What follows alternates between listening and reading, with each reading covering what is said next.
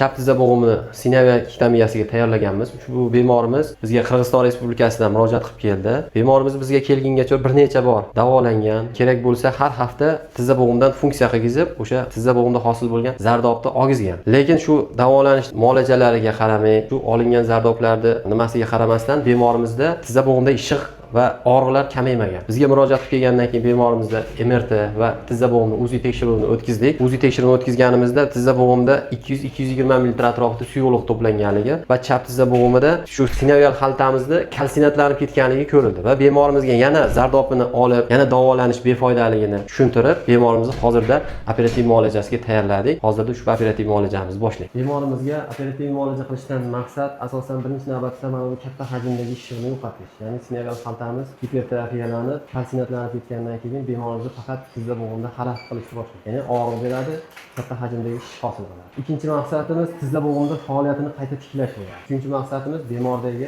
og'riqlarni kechasi bilan uxlolmaslik, bezovtagarchiliklarni yo'qotish hisoblanadi.